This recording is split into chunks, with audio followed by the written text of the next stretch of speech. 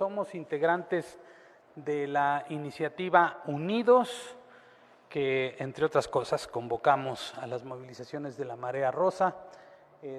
Me acompañan aquí algunos de mis compañeros. Está Beatriz Pajés de Sí por México, César Hernández de UNE México, Fernando Belanzarán del Frente Cívico Nacional, Amado Avendaño del Frente Cívico Nacional, Gabriela Sterling de Poder Ciudadano, César Damián de Sí por México y Stanislav Tomislav.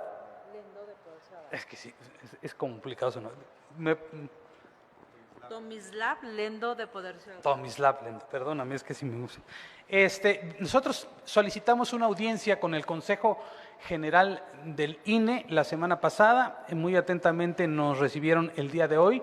Pudimos hablar con 7 de los 11 consejeros, que por aquí tenían los nombres, además de la consejera presidenta Guadalupe Tadei. Nos atendieron los consejeros Arturo Castillo, Martín Faz, Jaime Rivera, Claudia Zavala, Carla Humphrey y Yuki Espadas, muy abiertos y muy dispuestos a escucharnos. Nosotros lo que les manifestamos son las preocupaciones que tenemos desde las organizaciones de la sociedad civil por este asunto de la sobrerepresentación y especialmente cómo pueden explicar desde el Consejo General del INE esta disparidad que se pretende y que se ha anunciado desde la propia Secretaría de Gobernación completamente de manera ilegal, de asignación de las diputaciones de representación proporcional.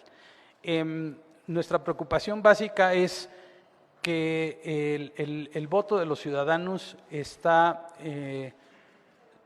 sobrerepresentado hacia una fuerza política que además pretende modificar la Constitución y en términos prácticos, pues desaparecer algunas de las instituciones y organismos autónomos que hoy por hoy rigen la vida democrática de este país. La verdad, algunas de las respuestas que nos dieron ante estas preocupaciones, sobre todo a la presión que han ejercido la Secretaría de Gobernación, es que literalmente les tiene sin cuidado las presiones, que han tenido muchas y de muchos lados, y que su oficio y su trabajo es apegarse a la Constitución y al acuerdo del 7 de diciembre del 2023, en donde se sentaron las bases para la asignación de estas diputaciones de representación proporcional. A nosotros, sinceramente, sí nos preocupa mucho que esto pueda derivar en un régimen que sin tener los votos por parte de la ciudadanía termine destruyendo a las instituciones de la democracia, incluida esta desde luego, y que en lo sucesivo todo el poder se concentre no solo en una fuerza política, sino en una sola persona. Si mis compañeros quieren agregar algo más. Bueno, primero agradecemos mucho a la presidenta Guadalupe Tadei y a los consejeros que nos recibieron. Hubo apertura, hubo discusión. ¿Qué nos preocupa a nosotros? Pues bueno, que se ha ignorado el 46% de los ciudadanos para modificar la Constitución. Ese no puede ser, ese obviamente no es el espíritu de la Constitución, eso no digo, es más, yo diría, es difamar a la Constitución que se permita. Les doy un ejemplo. Por el oficialismo votó el 54% de los ciudadanos.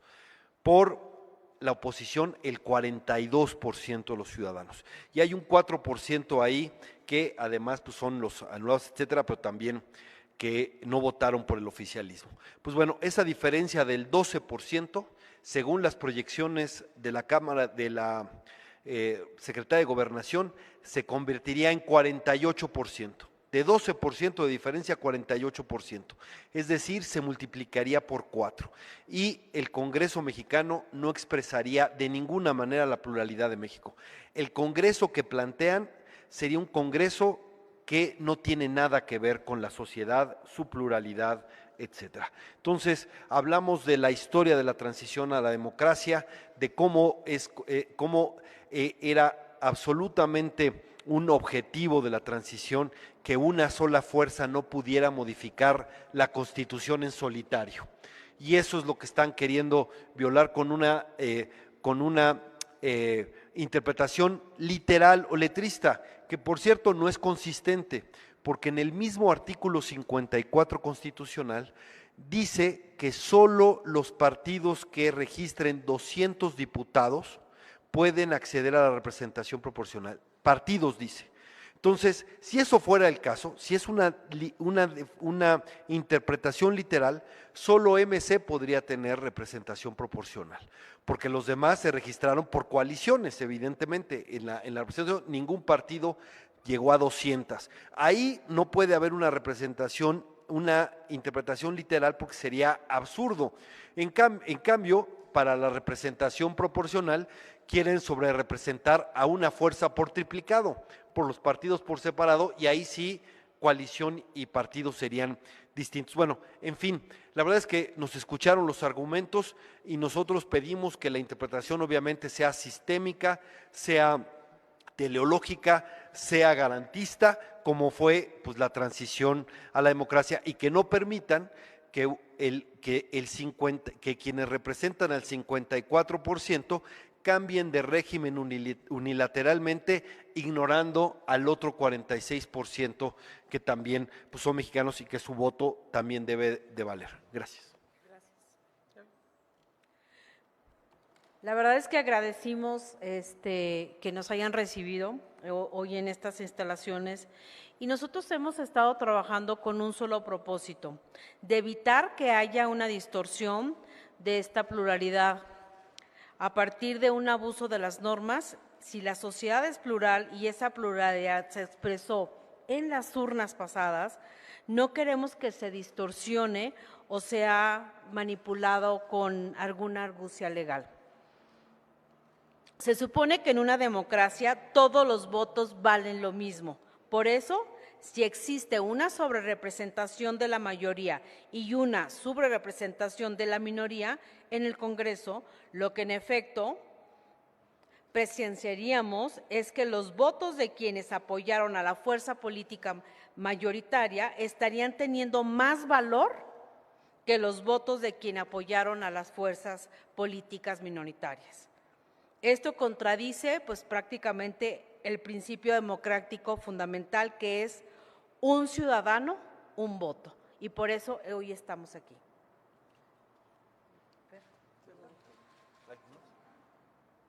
Si tienen preguntas. Beatriz, ¿quieres hacer preguntas? Sí, muchas gracias. Sí, venimos a hacer un llamado a los consejeros del INE para que impidan que México se convierta en una Venezuela, para que hagan una interpretación del espíritu constitucional, no solamente a partir de una interpretación técnica, sino a la luz de todo lo que está sucediendo en México. Sabemos que existe el riesgo de que México se convierta en una autocracia. Todas las señales nos están diciendo que el partido en el poder busca llevar a México a un país sin división de poderes, sin un poder judicial, sin órganos autónomos e incluso sin un INE. De la sobrerepresentación ilegal que el INE y el Tribunal Electoral pueda llegar a darle al partido en el poder, depende el futuro de la democracia en el país. Depende de que México se convierta en una especie de dictadura donde no haya controles constitucionales, no haya libertad de expresión, no haya libertad política. Queremos que los consejeros y los magistrados del tribunal lean todo lo que está sucediendo en el país desde hace 5 años y medio, para que a partir de ello y, por supuesto, a partir de una interpretación integral de la Constitución, tomen una decisión en la distribución del poder. A los consejeros que muy amablemente nos escucharon y nos abrieron las puertas, venimos a pedirles: no permitan que desde el poder se mate la democracia. Y en eso estamos los consejeros, en eso estamos las distintas organizaciones ciudadanas. Muchas gracias. Muchas gracias.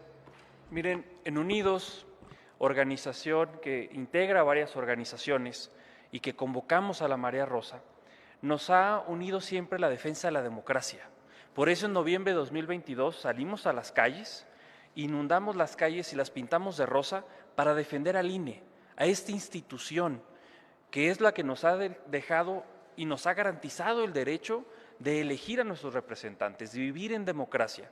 Y vivir en democracia es llegar a acuerdos aún en las diferencias, es enriquecernos con esas diferencias. Y eso se tiene que ver reflejado en el Congreso. Esa pluralidad de la que nos sentimos orgullosos en nuestro país se tiene que ver reflejado en el Congreso. Con esa convicción de defender la democracia, rechazamos la desaparición del INE en 2022 y fue esa marcha, el INE no se toca. Salimos después cuando insistieron desde el oficialismo con el Plan B y ayudamos y fortalecimos a la Corte también desde la ciudadanía, los ciudadanos haciendo política. Y ahora estamos insistiendo en la defensa de la democracia, a lo que nos une a todas y a todos, los valores democráticos, porque es injusto que una fuerza política quiera dominar y quiera lo que no recibió con votos, obtenerlo con un fraude a la Constitución, dejar a una minoría del 46%, convertirla en 25%, dejarlo y dejar a la oposición, a los que piensan distinto, sin un medio de defensa ante actos inconstitucionales. Por eso estamos hoy y celebramos y agradecimos el diálogo con las y los consejeros que estamos convencidos tomarán una decisión en las siguientes semanas sin presiones. Y también les hicimos saber nuestra preocupación de las presiones que vienen del Ejecutivo, en particular de la Secretaría de Gobernación, porque fuera de sus atribuciones, usurpando funciones de la autoridad electoral, sale a dar la posible integración de un Congreso diciendo que eso debe ser por encima de la autoridad electoral. Confiamos en que el Consejo General, este instituto, hará valer sus atribuciones, los consejeros, las consejeras tomarán una decisión siempre de acuerdo a la Constitución y de acuerdo también a los principios que rigen nuestra democracia. Estaremos atentos no solamente lo que ocurrirá en el INE en las siguientes semanas, sino también en el Tribunal Electoral. Estas siguientes semanas de agosto nos tendrán ocupados como ciudadanía, como organizaciones, en la defensa de la democracia, en particular evitando esta sobrerepresentación que es un fraude a la Constitución. Muchas gracias. Ahora sí, si hay alguna pregunta, adelante. Preguntar si tuvieron información de los consejeros, si van a confirmar esta sesión de reparto de plurinominales para el día 23 de agosto, si les comentaron algo, y sobre todo si nos pudieran dar un panorama de, con base en lo que ustedes han calculado, obviamente con esto que están planteando, si tienen números respecto de cuánto le tocaría, en este caso, por ejemplo, cuánto al PRI, cuánto al PAN, cuánto al PRD, si ya tienen ustedes algún cálculo o solamente están pidiendo que se haga de otra manera. Gracias. Bueno, la fecha límite, la que ellos nos dicen es que esperarán a que tengan todos los elementos para determinar esa asignación, que es el 23. No abundamos mucho al respecto. Nosotros lo que pedimos desde las organizaciones de la sociedad civil, porque en lo particular nosotros no defendemos ninguna causa partidista, es que se asigne tomando en cuenta que no puede haber, por ejemplo, en este mismo documento de asignación del 7 de diciembre del año pasado, en donde se especifican cómo se debe asignar, hay una parte en donde se dice que tienen que cuidar los consejeros que no haya tanta disparidad entre lo que hay votado y lo que se debe asignar. Lo que nosotros queremos evitar es que se asigne de manera ilegal una representación que no corresponde. El ejemplo es muy claro. El partido Movimiento Ciudadano tiene, por ejemplo, el 11% de la votación y tiene el 4% de los diputados. Eso es solo un ejemplo, no tiene nada que ver con ninguna vinculación con ese partido. Pero es lo mismo en términos generales, el 12% de diferenciación entre una fuerza política, una coalición y la otra, y la oposición, que se convierte casi en el 50%. Lo que les pedimos en términos prácticos es que los ciudadanos poco entienden de la interpretación del artículo 54 constitucional, pero tienen muy claro que de 12 a 50 es una diferencia brutal. Entonces, eso, una de las exigencias en el mejor de los tonos de nosotros hacia los consejeros es, se necesita una explicación para la gente que fue a votar en ese sentido. Muy breve. Hay dos límites a la sobrerepresentación. Uno dice 8% no puede sobrerepresentarse, ese sería el máximo de distorsión. Y hay otro que dice que ninguna fuerza puede tener más de 300 diputados, que se viene de lejos y es para garantizar que ninguna fuerza pueda cambiar por sí sola la Constitución. De tal manera que si el oficialismo tuvo 54% de los votos, su máximo que podría tener es el 60%, para que tuviera 300 diputados en conjunto. Si ellos tienen 300 diputados en conjunto, tendrían una sobrerepresentación solamente del 6%. Es 54 punto cacho, sería 5 punto y cacho de sobrerepresentación. Y la oposición, que tuvo 42%, la oposición, los partidos opositores, votaron, 46% votó por una opción distinta, pero la oposición como tal, los partidos de oposición tuvieron el 42%. Si se le da al oficialismo 300 diputados, y eso sería el tope, tendrían ellos una sobrerepresentación del 5%, ¿no? Un poco, casi 6%, y por lo tanto sería menor del 8%. Y la oposición tendría de 42% al 40%, sería 60-40%, y aunque hay esa sobrerepresentación, sí reflejaría lo que fue la pluralidad del país, 60-40%. Es decir, ese sería, en la opinión, sería el máximo que pudieran tener, 300 diputados con una sobrerepresentación de 6%, un poco menos porque es un poco más de 54%. Y la oposición pasaría de 42 a 40 y sí reflejaría la pluralidad del país y por lo tanto además se respetaría el espíritu constitucional que viene desde las primeras reformas de la transición, por lo menos después de 88, para que ninguna fuerza pueda por sí sola modificar la Constitución en solitario. Eso me parece que sería una interpretación correcta de la Constitución, apegada a los dos límites, que es el 8% máximo y máximo por fuerza política de 300 diputados.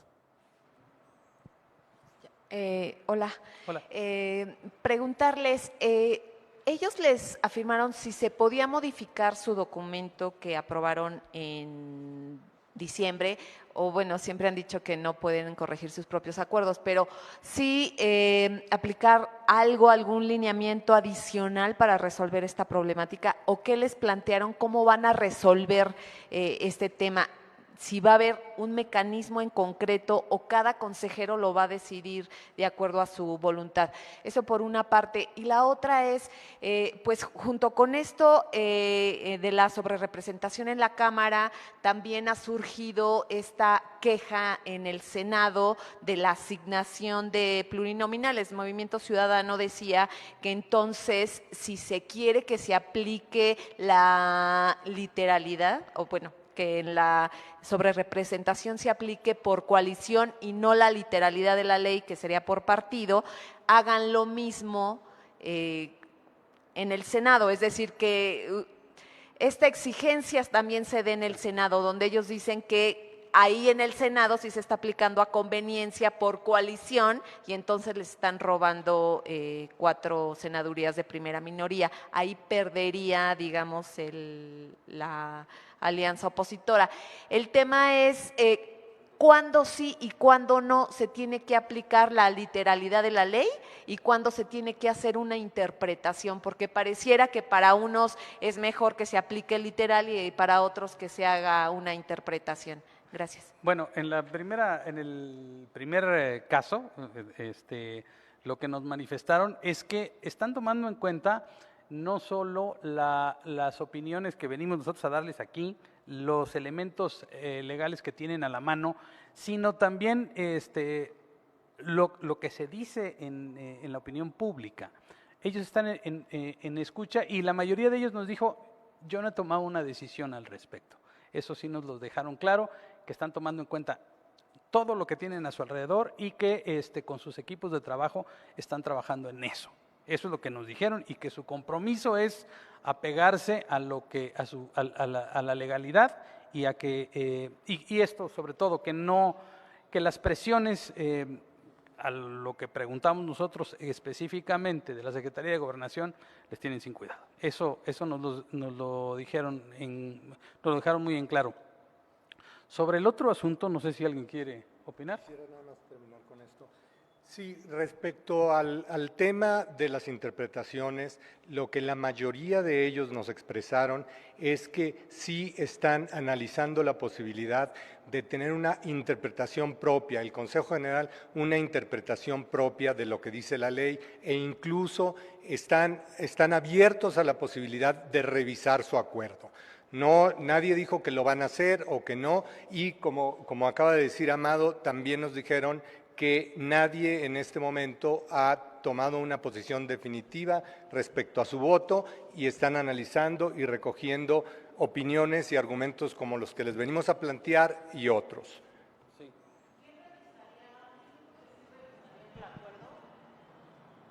Nada más si nos puede precisar quién comentó que sí revisarían el acuerdo de diciembre.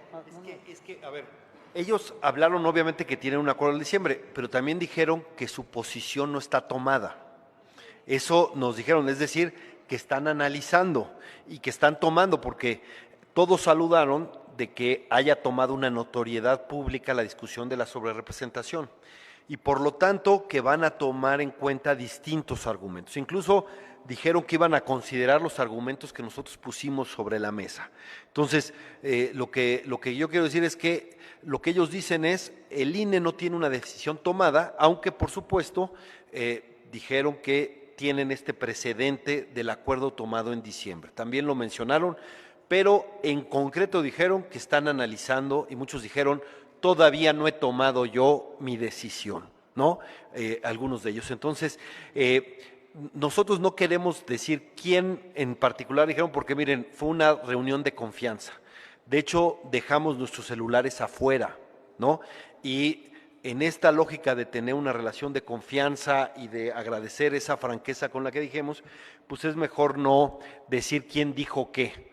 Pero lo que sí es que te puedo decir es que muchos dijeron ahí que no habían tomado su decisión, que están valorando los argumentos que están y sí es correcto decir que muchos también dijeron, tenemos este precedente del acuerdo que tomamos en diciembre, antes incluso de que se constituyeran las coaliciones. Pero yo diría, el debate está abierto y ellos estarán asumiendo y creo que encontramos apertura a los argumentos que nosotros pusimos sobre la mesa. De hecho, nos abrieron la puerta a Unidos a tener algunas mesas de trabajo en los siguientes días. Aquí en el micro. Les decía que de hecho la puerta se abrió y nos propusieron que como Unidos poder tener unas mesas de trabajo, que también obviamente nos comentaron que también han recibido a otras organizaciones y que sí están muy atentos a lo público. Pero esta parte de abrirnos esta puerta y decir que podemos tener unas mesas de trabajo para este diálogo, la verdad es que pues estamos muy contentos también de esta reunión. Esta distribución que ustedes plantean como pues un ideal de la pluralidad del 60-40, ¿se refieren a la distribución de pluris o al total? Al total de, o sea, sí, De los 500. sí, al total. Que se respete el límite de 300 diputados. Y ellos, la verdad, es que aunque son una sola. Sí, claro, esa es la correcta interpretación de la Constitución. ¿Alguien más? Hola, concretamente, si me pudieran compartir en qué consistirían las mesas de trabajo, eso por un lado, y por el otro, ahorita que estaba mencionando Movimiento Ciudadano, no sé si han tenido diálogo con alguien del partido para, pues a pesar de que son dos frentes diferentes, pues dialogar sobre la sobrerepresentación. Sí, nosotros venimos aquí, o sea, la alianza electoral que tuvimos al apoyar nosotros a una candidata a partir de esta última etapa, no implica que nosotros sigamos aliados con los partidos. Nosotros venimos a hablar a nombre de nuestras organizaciones, ni tampoco hemos tenido vínculo hasta este momento con ningún partido político. Después del 2 de junio no hemos tenido ningún tipo de reunión con ningún partido. Nuestra posición es exclusivamente a nombre de las organizaciones. Lo que dije de Movimiento Ciudadano únicamente es un ejemplo, porque creo que es el que más desproporción tiene, pero no tenemos ninguna conexión. Lo que vamos a buscar en los sucesivos, si esto progresa, es desde nuestra posición de exigencia ciudadana, al menos en el Senado de la República y eventualmente en la Cámara de Diputados también, si lográramos un equilibrio mucho más justo, es la exigencia a la oposición de que se mantenga firme en la defensa de la democracia y de las instituciones y no deje pasar ninguna reforma regresiva para este país, obviamente en materia constitucional, porque en las que no son constitucionales bastan con la mayoría simple. Esa es la única, y les estamos haciendo un llamado a que se sumen todos a esta defensa en contra de la sobrerepresentación. El próximo domingo 11 de agosto vamos a hacer una manifestación aquí, frente al INE, convocada por las organizaciones de Unidos, y estamos realizando foros los miércoles. También tendremos la próxima semana 3 foros para informarle a la ciudadanía de este tema tan complejo que implica la sobrerepresentación. Considerando que ya estamos básicamente en agosto y el 23 de ese mes es cuando se tendría una respuesta del INE. Sí, sí hay la disposición, sí, o sea, fue una posibilidad, no abundamos mucho en eso. Es decir, nos abrieron las puertas, oigan, incluso si hay manera de hacer algunas mesas de trabajo, estamos en disposición. Eso lo platicaremos nosotros dentro del Comité Ejecutivo de Unidos y haremos algún planteamiento sobre un tema específico, porque hay algunos consejeros que tienen mucha disposición a explicar con detalle las diferencias que nosotros encontramos en algunos casos. Por ejemplo, esto de que se interpretan por un lado literal la Constitución y por otro no, es decir, cosas que muchas veces la propia ciudadanía no alcanza a entender en una sola sesión de 1 hora. Es un poquito más complejo y también la función de nosotros es tratar de transmitir estos mensajes a las organizaciones y a la ciudadanía que simpatiza con esta causa. Esa es nuestra función aquí y lo que queremos es entender lo mejor posible para poder transmitirlo.